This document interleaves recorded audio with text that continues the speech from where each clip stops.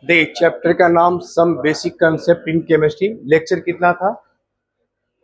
6 दिए थे ना, 7। देखिए,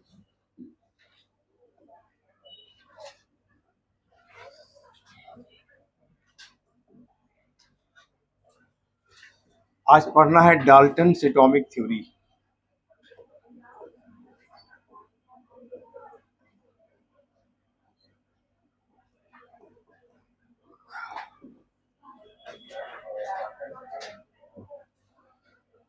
law of chemical equation.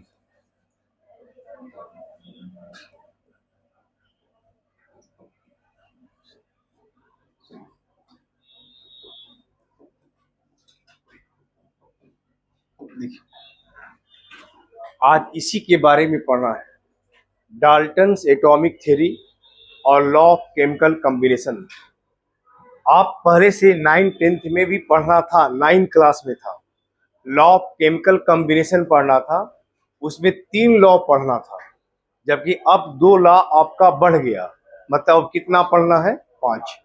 Law of Dalton atomic theory कहता क्या है, इसके बारे में पहले सुनिए। देखिए, डाल्टन एटॉमिक थ्योरी क्या कहता है कि एटम जो बना होता है ना, एटम जो बना हुआ है वो स्मॉल पार्टिकल्स मिलकर के, एक कलर ठीक से दिख रहा है कि कलर चेंज कर दें? चेंज कर देते हैं, पीला ही ठीक लगेगा।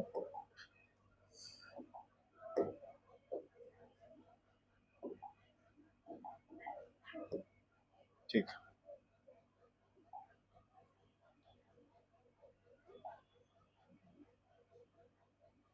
देखिए, तो लॉ ऑफ केमिकल कॉम्बिनेशन में डाल्टन एटॉमिक थ्योरी कहता क्या है कि एटम जो, कोई भी एटम जो है ना, किसी भी कंपाउंड का सबसे छोटा जो होता है वह एटम्स होता है। क्या होता है? एटम्स।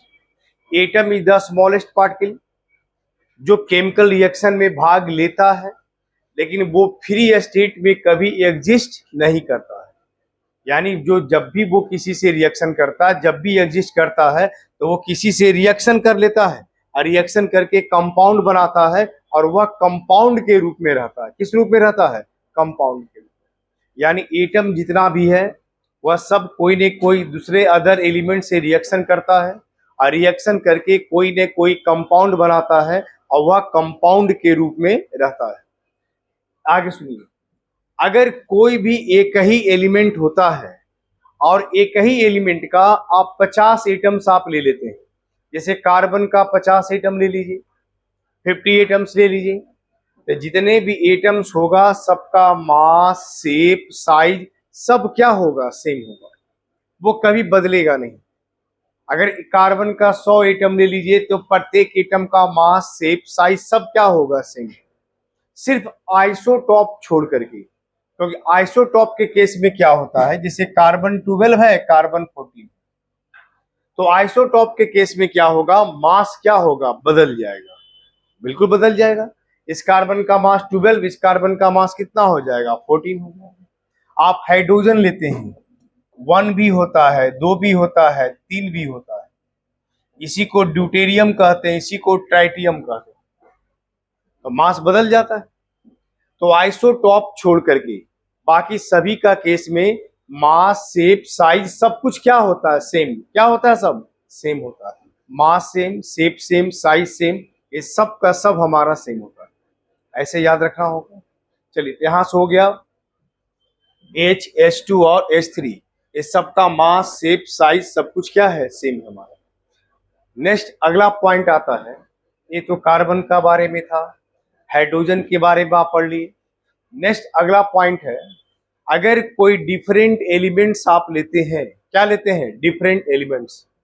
अगर कोई डिफरेंट एलिमेंट्स आप लीजिएगा तो उस डिफरेंट एलिमेंट का जितना भी एटम्स होगा सबका मास, शेप, साइज सब डिफरेंट होगा।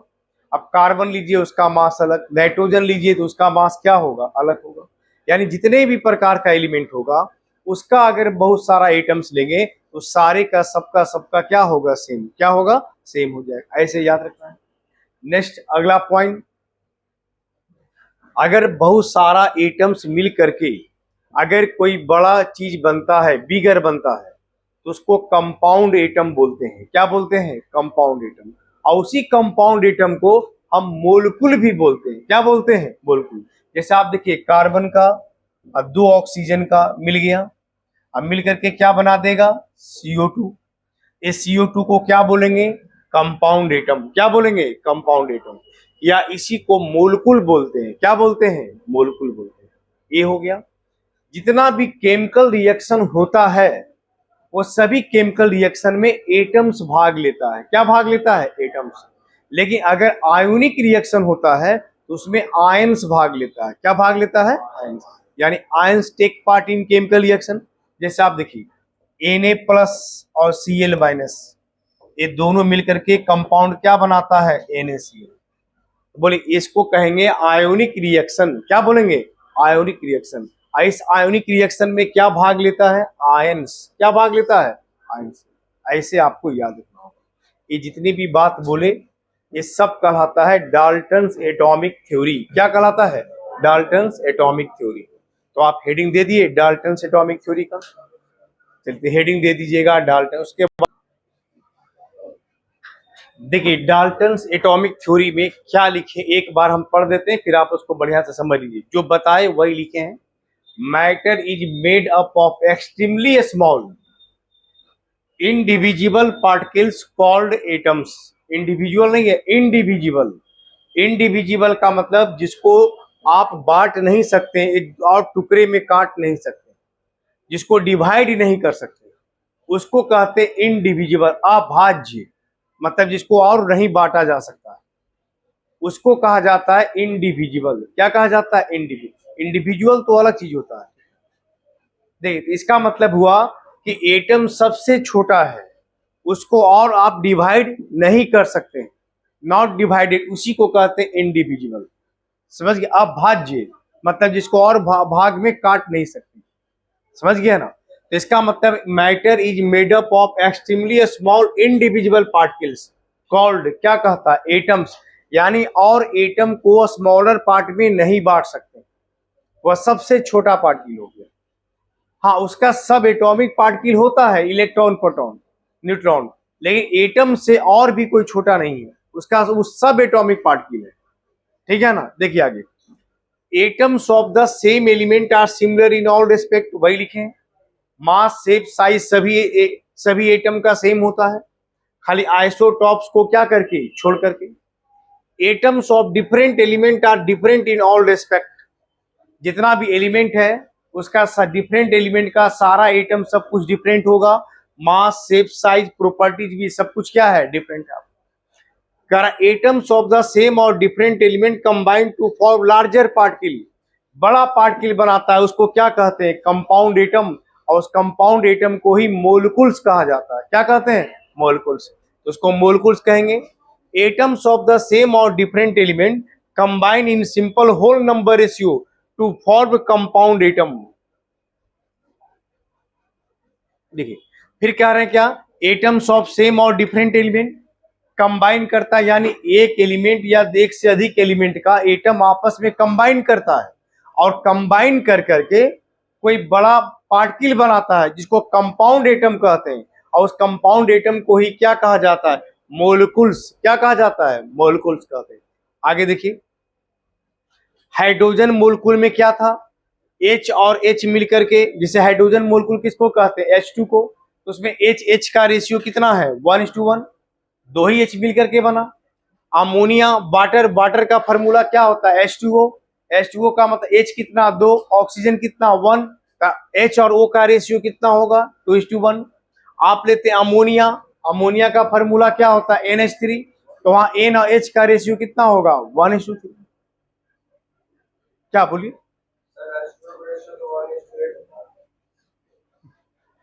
किस चीज का रेशियो, हम बोल रहे हैं एटम का रेशियो, एटम के संख्या का रेशियो, ठीक है ना। एच और ओ का रेशियो कितना होगा, अभी बताया, 2 H और 1 ऑक्सीजन। एटम का रेशियो कितना होगा, 2:1। इस तरह 2 एटम मिलकर के बनता। अमोनिया का रेशियो, अमोनिया में नाइट्रोजन कितना, 1, हाइड्रोजन कितना, 3, NH3। तो एन और एच का रेशियो कितना, 1:3। चलिए लिख लीजिए सब इसको, चलिए लिखिए पहले,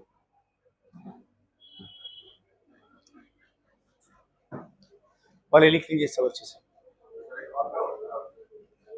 अभी और लिखेंगे, लिखिए पहले, लिखने दीजिए सबको, पहले लिखने दीजिए।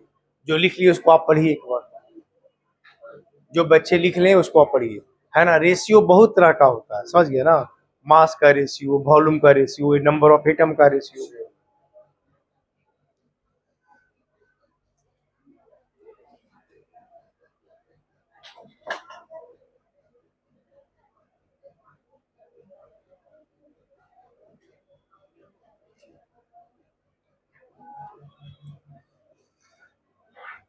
चलिए पहले आप इसको रेशियो लिखिए।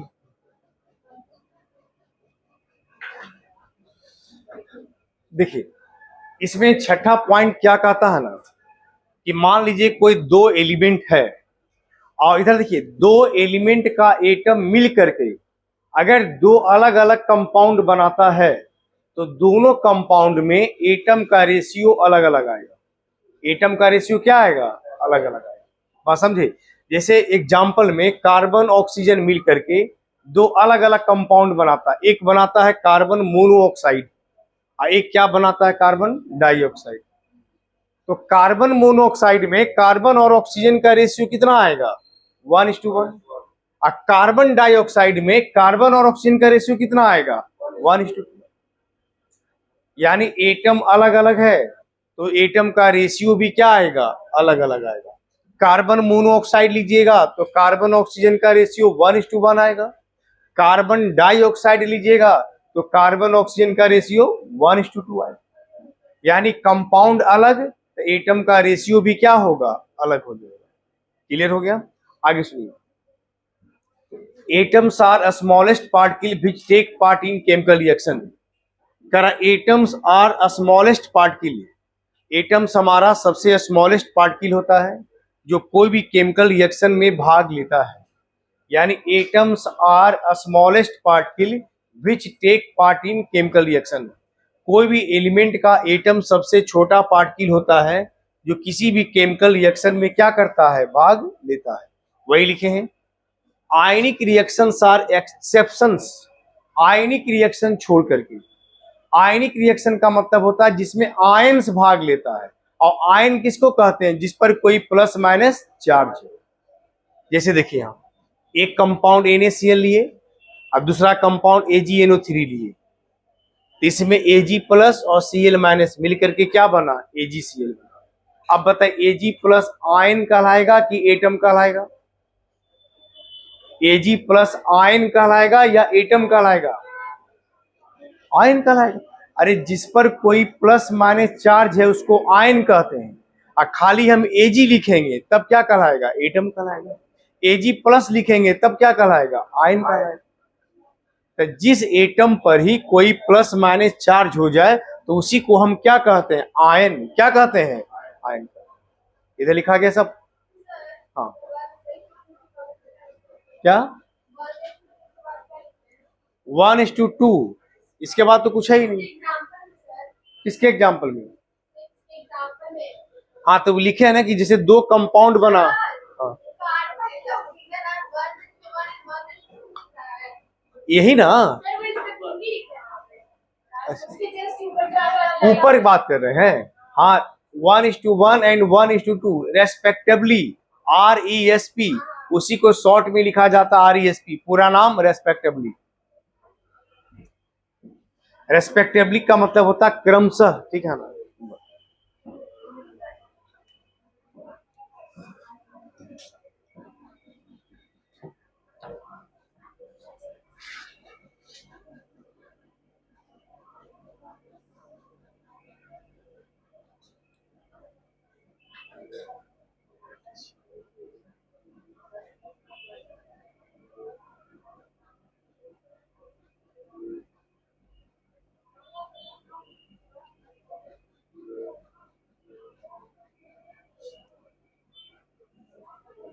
हो गया, लिखिए लिखिए लिखने दीजिए सबको।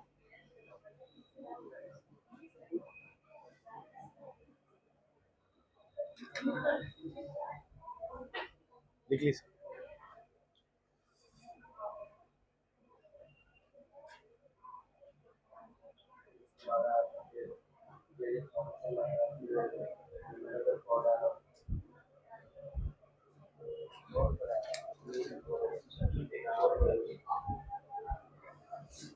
हो गया,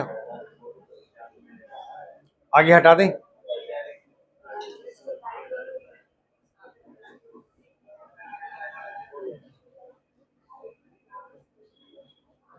चलिए, अब किसी से लिख लीजिएगा पॉइंट छोड़ करके, देखिए हटा दें इसको। अब आइए,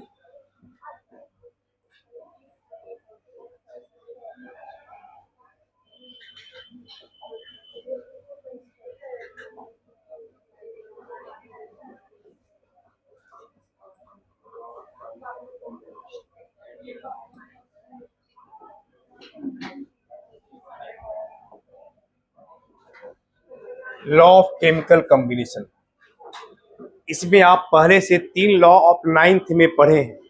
सबसे पहला लॉ क्या था? लॉ ऑफ कंजर्वेशन ऑफ मास।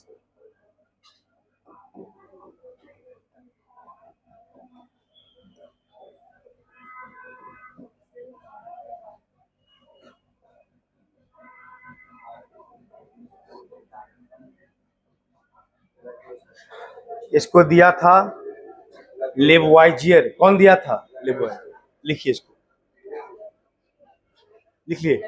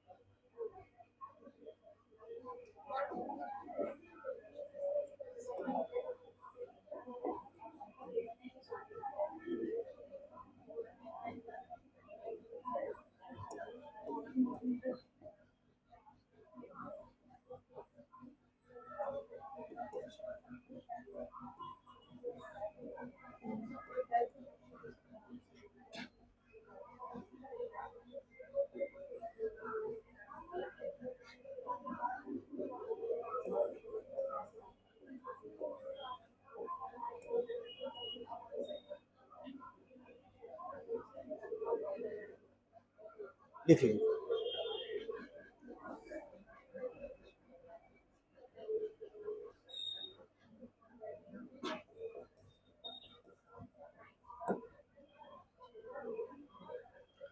देखिए मेरी बात को ध्यान से सुनिए।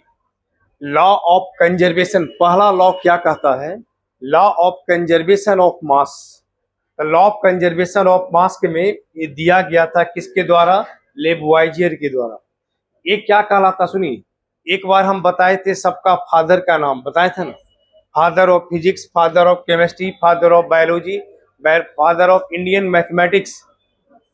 उसके बाद बायोलॉजी का 2 पार्ट, जूलॉजी और बॉटनी। बोलिए फादर ऑफ केमिस्ट्री कौन था? याद है ना? फादर ऑफ केमिस्ट्री कौन है? Lavoisier. Father of physics, father of physics कहा जाता है न्यूटन। ये सब जानिए, सीखिए थोड़ा सा।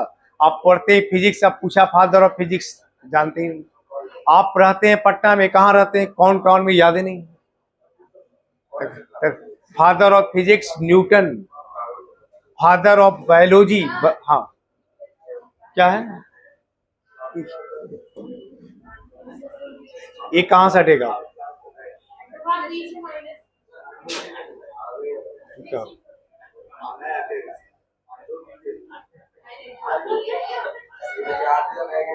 इससे हटेगा?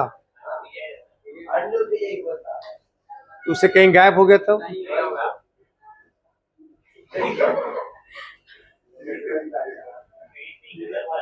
अच्छा कोई बात नहीं, हम लिखवा देते रख, सुनिए कोई दिक्कत, अब एक ही को ना है रवि। देखिए तो हम करें फादर ऑफ बायोलॉजी, तो बायोलॉजी का दो पार्ट, जूलॉजी और बॉटनी। बायोलॉजी किसको कहते हैं? अरिस्टोटल को। किसको? Father of biology Aristotle. किसको कहते हैं? अरिस्टोटल। और बायोलॉजी का दो पार्ट्स, जूलॉजी और बॉटनी। तो जूलॉजी का कौन होता है? अरिस्टोटल। अब बॉटनी का बदल जाता है थियोफ्रास्टस। क्या होता है? थियोफ्रास्टस। ये सब बेसिक चीज जरूर जान लीजिए। कोई आप देखिए होता क्या है, आप पढ़ते साइंस है, कहीं जा रहे हैं, कोई बुजुर्ग आदमी आपसे मिले, क्या पढ़ते हैं? तो साइंस।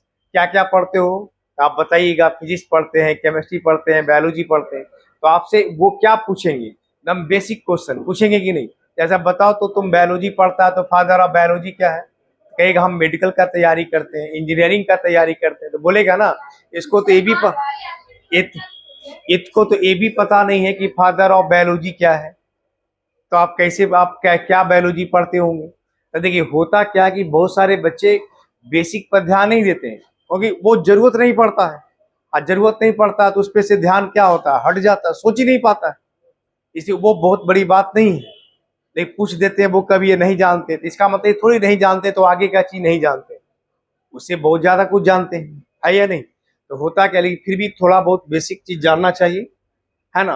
तो a father of Indian mathematics Aryabhata को कहा जाता है। किसको कहते हैं? आर्यभट्ट को। इतना जरूर याद रखिए, ठीक है? देखिए हम लोग क्या बताए, law of conservation of mass में Lavoisier, matter can neither be created nor destroyed, that is during any physical or chemical change, total mass of the product, ध्यान से देखिए, total mass of the product formed is equal to the total mass of reactant taken. Total mass of reactants taken, लिख लीजिएगा, total mass of reactant taken. इसका मतलब क्या हुआ? देखिए एग्जांपल में, जैसे आप आइस लिए, आइस पिघल जाएगा, मेल्ट करेगा तो क्या बनेगा? वाटर। तो आइस मेल्ट करके वाटर बना। फिर वाटर को आप हीट कर दीजिए, गर्म कर दीजिए, तो हीट करने के वाटर किस में कन्वर्ट हो जाएगा? वेपर में, गैस में। अगर बताइए, अगर ये 10 ग्राम लेते हैं, 10 ग्राम, तो पिघलने के बाद भी ये कितना बनेगा? अब वेपर भी जो होगा वो कितना बनेगा? क्या एक कभी बदलेगा? नहीं बदलेगा। मास हमेशा क्या रहता है? कंजर्व रहता है। दूसरा एग्जांपल आप लेते हैं, देखिए कैल्शियम कार्बोनेट।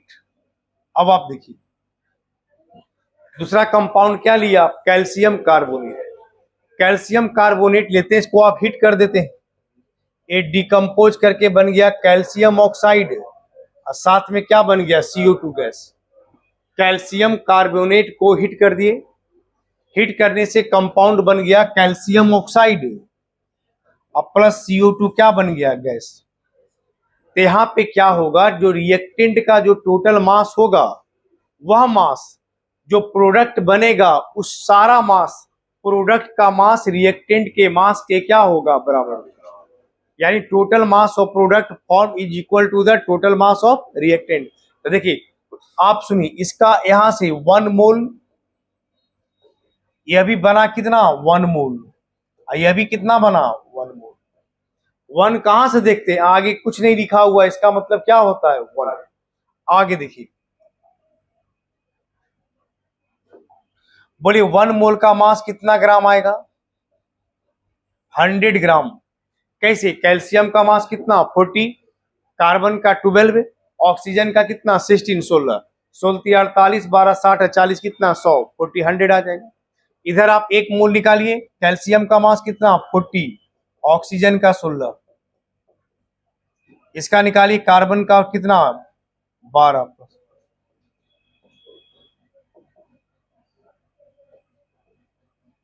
ऐसे। अब total mass of product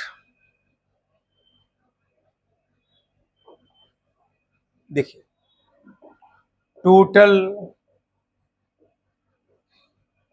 mass of product कितना है, जोड़िए तो 56 प्लस 44, टोटल मास कितना आ गया 100। और टोटल मास ऑफ रिएक्टेंट क्या है,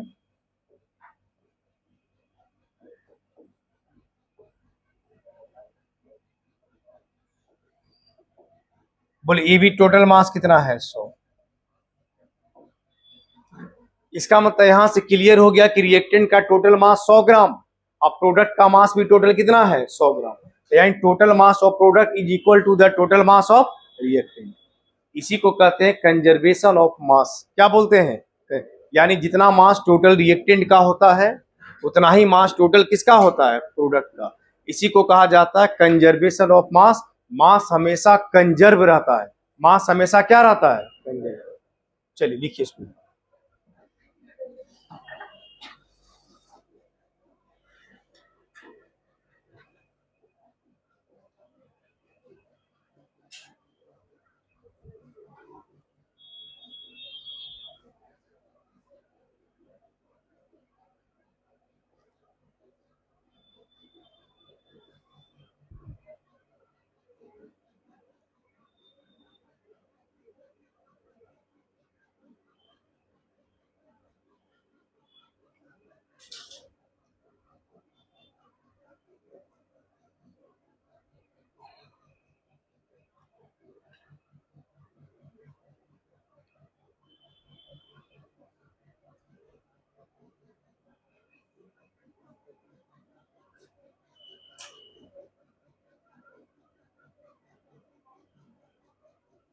हो गया,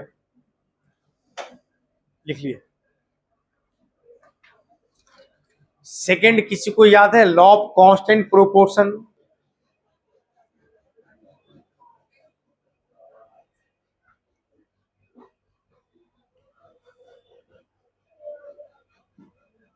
क्या बोले,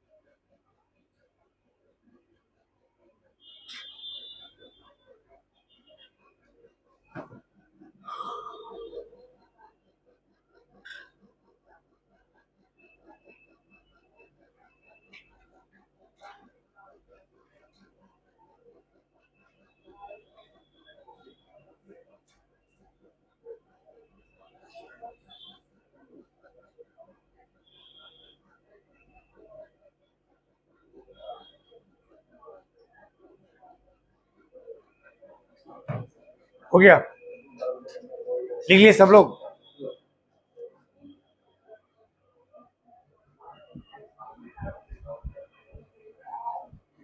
देखिए इसको आप समझिए, देखिए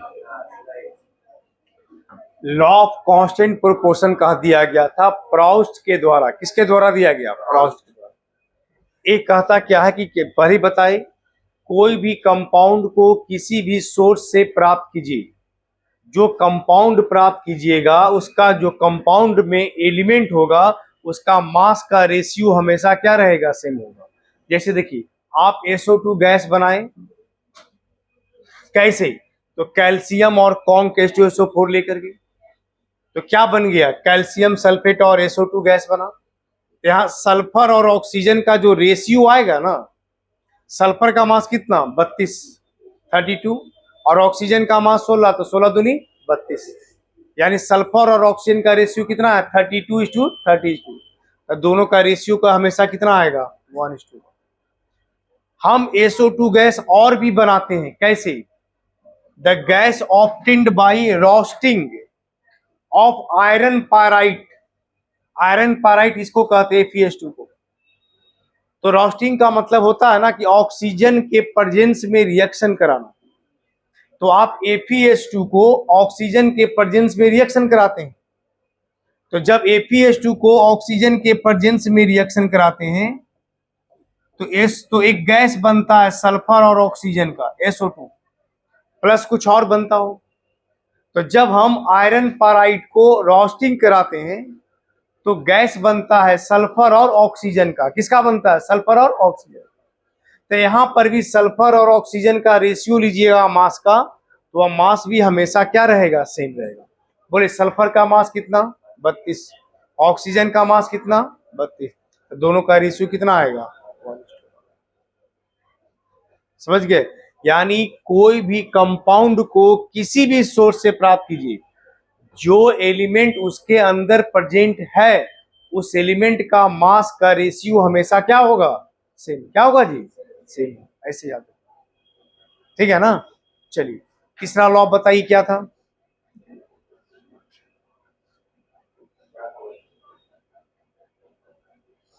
भाई थर्ड लॉ क्या था? Law of multiple proportion. क्या था third law? Law of multiple proportion. इसको हटा दें, लिख लिए सब लोग? चलिए हाँ लिखिए।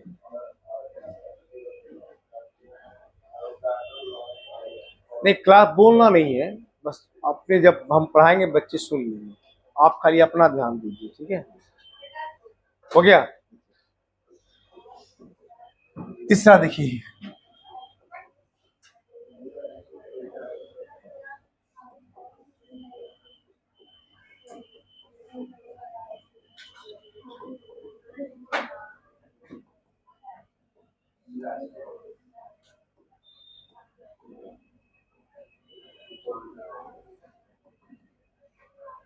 John Dalton.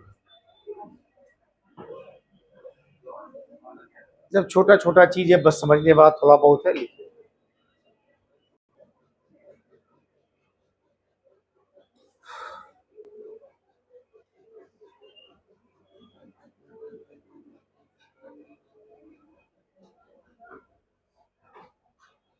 देखिए इसमें क्या कहा था सुनिए, लॉ ऑफ मल्टीपल प्रोपोर्शन। ये 3 लॉ था आपका 9th में भी पढ़ना था। ठीक है? देखिए ये क्या कहता सुनिए ध्यान से। जब कोई दो एलिमेंट, लिखिए मत, पहले बोर्ड पर ध्यान दीजिए सब।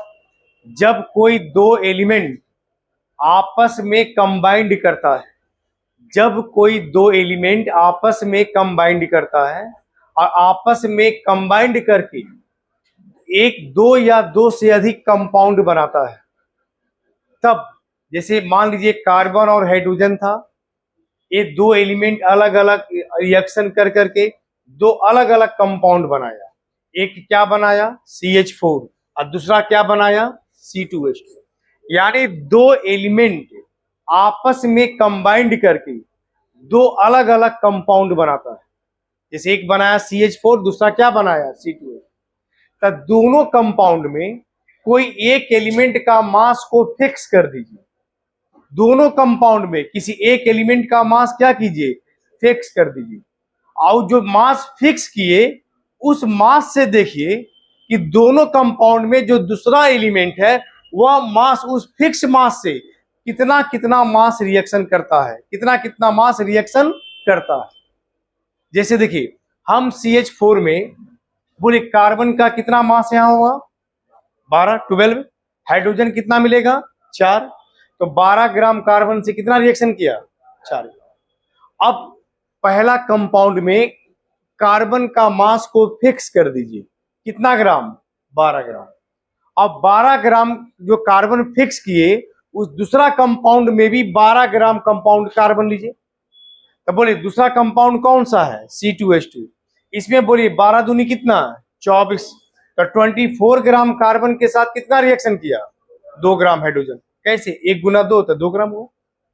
तो हम क्या बोले, दोनों कंपाउंड में किसी एक एलिमेंट का मास को फिक्स कर दीजिए। तो एक एलिमेंट हम किसको माने? कार्बन को। हम कार्बन के मास को क्या किए? फिक्स। कि ऊपर 12 ग्राम है पहला कंपाउंड में, तो दूसरा में भी कितना लेना है? 12 ग्राम, 12 ग्राम। और उसमें देखिए दूसरा का एलिमेंट जो होगा दूसरा वाला, वो कितना कितना मास रिएक्शन करता है। तो बोले दूसरा वाला जो एलिमेंट होगा CH4 में, जैसे दूसरा एलिमेंट कौन है? हाइड्रोजन। तो बोले हाइड्रोजन का कितना मास रिएक्शन किया? 4 ग्राम।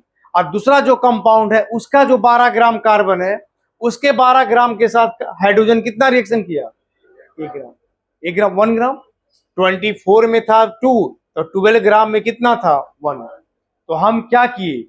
कि दो एलिमेंट आपस में कंबाइंड किया और कंबाइंड करके दो अलग अलग कंपाउंड बनाया। जो अलग अलग कंपाउंड बनाया उस दोनों कंपाउंड में किसी एक एलिमेंट का मास को फिक्स कर दीजिए। जैसे कार्बन का मास फिक्स कर दिए, कितना ग्राम फिक्स किए? 12 ग्राम। और वो 12 ग्राम जो 12 ग्राम जो कार्बन आया, उस 12 ग्राम से दोनों कंपाउंड में हाइड्रोजन का कितना कितना मास रिएक्शन किया? तो एक में रिएक्शन किया 4 ग्राम, एक में रिएक्शन किया 1 ग्राम। तो जो मास रिएक्शन करता है ना, उस कार्बन का फिक्स मास से जो मास का रेशियो आएगा, वह रेशियो हमेशा होल नंबर आता है। क्या आता है? Whole number. तो बोले कार्बन का 12 ग्राम से फिक्स मास रिएक्शन किया, पहला में 4 ग्राम और दूसरा में 1 ग्राम। दोनों हाइड्रोजन का रेशियो कितना हो गया? 4:1। यह रेशियो क्या है? एक सिंपल होल नंबर है। क्या है यह? Simple whole number. इसी को कहते हैं लॉ ऑफ मल्टीपल प्रोपोर्शन। क्या कहते हैं? Law of multiple. इसका मतलब अगर कोई क्वेश्चन में ऐसा दे दे कि आप बताइए ये law of multiple proportion show करता है या नहीं, कोई दो कंपाउंड दे देगा, तो आप क्या कीजिएगा? दोनों कंपाउंड ले लीजिएगा, दोनों कंपाउंड में किसी एक एलिमेंट का मास को फिक्स कर दीजिएगा। उसका एक एलिमेंट का मास फिक्स करके देखिए दूसरा जो एलिमेंट बच गया उसका मास कितना कितना रिएक्शन किया उसके फिक्स मास से। और वह जो मास आएगा उसका मास का जो रेशियो आना चाहिए वो हमेशा क्या आना चाहिए? होल नंबर में। तब इसका मतलब वो प्रूफ करता है या शो करता है किसको? Law of multiple proportion. किसको शो करता है? Law of multiple. लिखा गया पूरा? चलिए लिखिए। ये तीन पढ़े थे आप। चौथा है लॉ ऑफ रेसिप्रोकल प्रोपोर्शन। ये नहीं पढ़े थे आप लोग। लॉ ऑफ रेसिप्रोकल प्रोपोर्शन, अब वो थोड़ा समझने वाला भी चीज है। ये तीन वो तो थोड़ा आसान था। 5 लॉ में चौथा ही लॉ जो है थोड़ा सा दिमाग लगाना है, मतलब थोड़ा इस सबसे ज्यादा समझना है। लेकिन समझने के बाद अच्छे से समझ में आ जाए वो भी आसान हो जाए। नहीं हो जाएगा?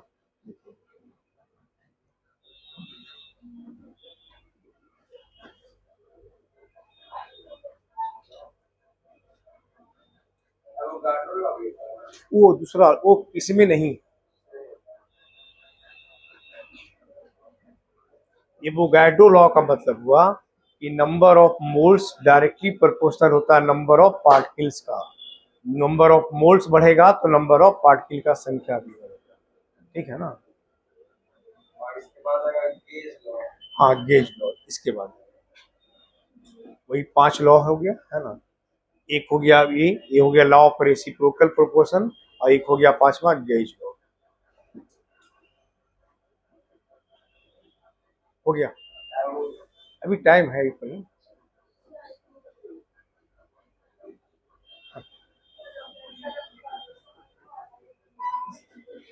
क्या है?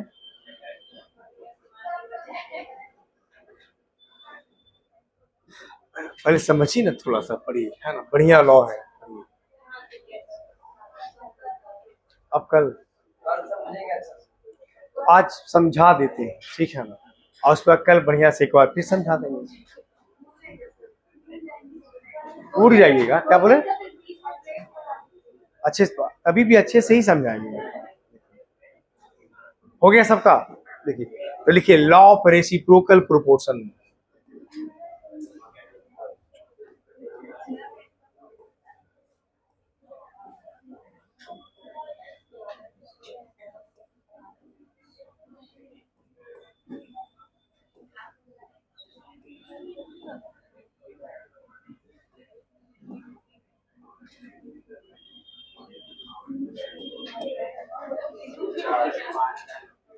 लिखिए law of reciprocal proportion register. लिखिए लिखिए, कोई बात नहीं, ज्यादा नहीं पढ़ाएंगे, थोड़ा देर पढ़ाएंगे। लिखिए है ना।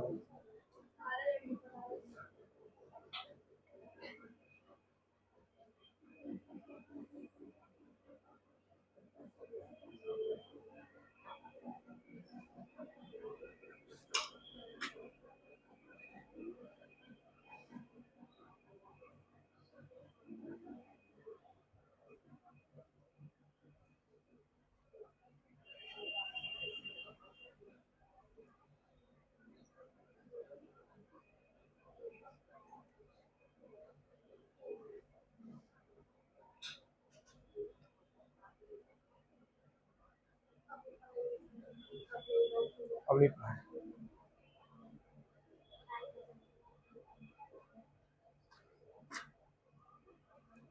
आज नहीं लिखने वाला चीज था ना, सब लिखना था सब आज।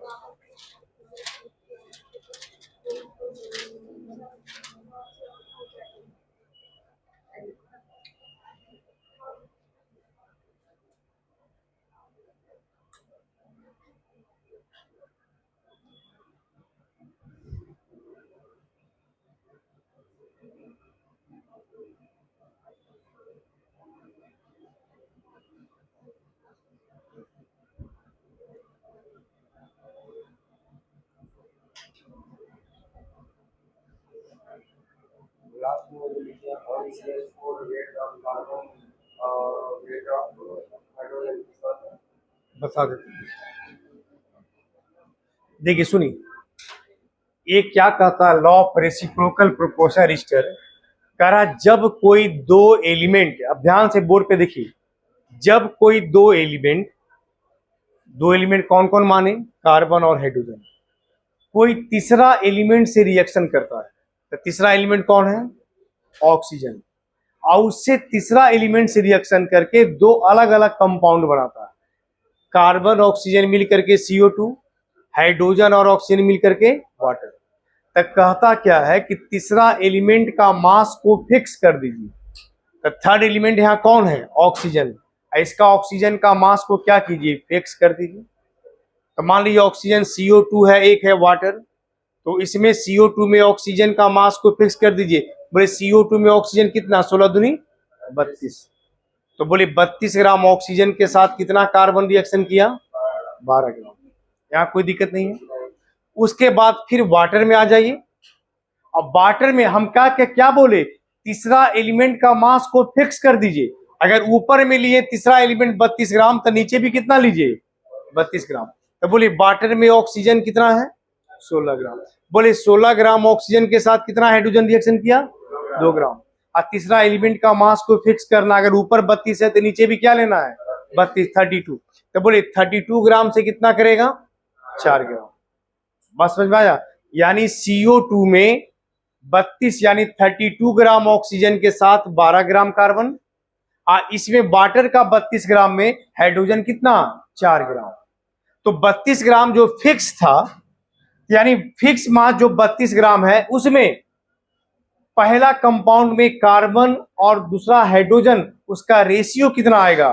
तो 32 ग्राम कार्बन से रिएक्शन करी, 32 ग्राम ऑक्सीजन से कार्बन कितना रिएक्शन किया, 12 ग्राम, और हाइड्रोजन कितना रिएक्शन किया। तो जो फिक्स मास से जो रेशियो, दोनों का मास जो रिएक्शन किया, उसका रिएक्शन का रेशियो, एटम माने मास का रेशियो 12:4 कितना आया। तो ये 3:1 क्या आया, फिर से सुनिए, CO2 और वाटर में दोनों कंपाउंड में ऑक्सीजन का मास को फिक्स कर दिए, कितना ग्राम, 32 ग्राम, और उस 32 ग्राम से कार्बन का मास रिएक्शन किया कितना ग्राम, 12 ग्राम, और हाइड्रोजन का कितना किया, 4 ग्राम। तो 12:4 का जो रेशियो आता है कितना आता है, 3:1। यह रेशियो जो तीसरा एलिमेंट से रिएक्शन किया, वह रेशियो, और जब कंपाउंड खुद आपस में रिएक्शन कर जाए, दोनों एलिमेंट, जैसे कार्बन तीसरा एलिमेंट से रिएक्शन किया, हाइड्रोजन भी इससे रिएक्शन किया, अब फिर आपस में रिएक्शन कर जाए, अब आपस में रिएक्शन करके कौन सा कंपाउंड बनाया, CH4। तो जो आपस में रिएक्शन किया उसका मास का रेशियो लीजिए। तो बोले CH4 में मास का रेशियो, कार्बन कितना ग्राम, 12, हाइड्रोजन कितना, 4, तो 12:4 का रेशियो कितना आएगा, 3:1। यह रेशियो और यह रेशियो, दोनों रेशियो क्या होता है, सेम। इसी को कहते हैं लॉ ऑफ रेसिप्रोकल प्रोपोर्शन। क्या कहते हैं, यानी जब कोई दो एलिमेंट किसी तीसरा एलिमेंट से रिएक्शन करता है और रिएक्शन करके दो अलग अलग कंपाउंड बनाता है, तो तीसरा एलिमेंट का मास को फिक्स कर देते हैं, और उस फिक्स मास से दोनों अलग अलग जो एलिमेंट रिएक्शन किया उसका मास का जो रेशियो आएगा, और जब खुद आपस में रिएक्शन करेगा उसका जो मास का रेशियो आएगा, वह रेशियो हमेशा क्या आएगा, सेम आएगा। इसी को कहते हैं लॉ ऑफ रेसिप्रोकल प्रोपोर्शन। क्या कहते हैं, लॉ ऑफ रेसिप्रोकल। समझ में आ गया। इसको घर पे जाके 1-2 बार अच्छे से पढ़िएगा। अब एक लॉ और बचा है, गई ल्यूसेक्स लॉ। क्या बचा है? गई ल्यूसेक्स। उसको अगली क्लास क्या करेंगे? आपका काम है घर पे जाके इसको अपने से स्टडी कीजिए, और उसके बाद भी कोई दिक्कत लगे तब अगले क्लास फिर आके हमसे क्या कीजिए, पूछिए कि सर यहाँ पे समझ में नहीं आया, थोड़ा बता दें। ठीक है, तो पहले घर पे जाके अपने से एक दो बार पढ़िए। ठीक, आज टाइम हो गया ना।